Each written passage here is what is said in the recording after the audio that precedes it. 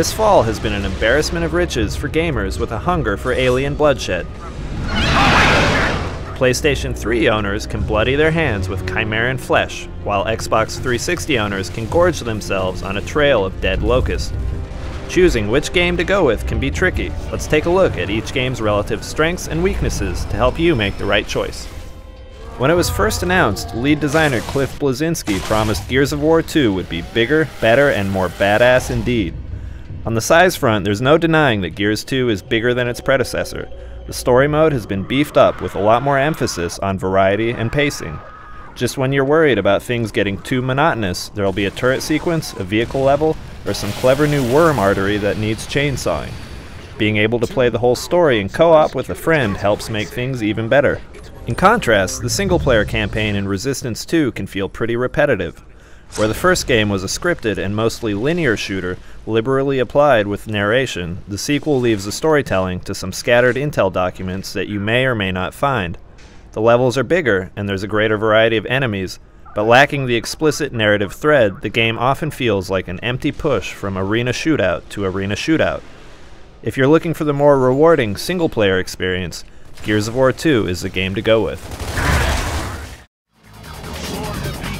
If you're more interested in the multiplayer experience, then Resistance 2 has got Gears beat on most counts. The game includes an entirely separate co-op campaign for up to 8 players. This is a shorter mode than the main single-player game, but it's fantastically rewarding, using a strategic mix of classes that harkens back to last year's Team Fortress 2. You'll need to carefully coordinate with all the different classes on your squad and play strategically to get through some of the mode's toughest sequences. It's extremely rewarding when you're playing well and advancing in tandem with 7 other players. The competitive multiplayer in Resistance 2 supports an unprecedented 60 players, which is unheard of in a console game. The multiplayer maps are huge and based on branching objective points that you'll tackle in smaller squads. This helps to keep the mode from devolving into a chaotic scrum. With a leveling up system that parallels Call of Duty 4's addictive XP framework, Resistance 2 is a totally convincing multiplayer game. There's a lot of fun to be had in Gears 2 multiplayer. The all-new Horde mode that has 4 players facing wave after wave of Locust attackers is simple but addictive. The traditional multiplayer mode makes a return as well, with 10 new maps, 5 remade maps from the first game, and a new matchmaking system to make joining games easier.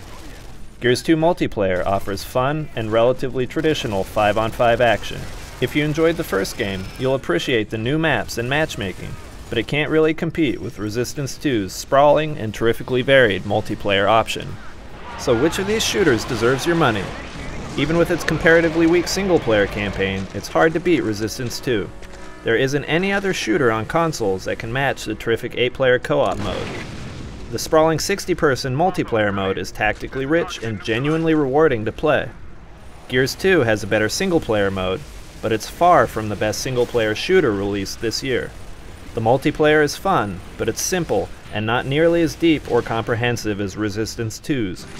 If you can only afford to exterminate one alien race this year, choose Resistance 2.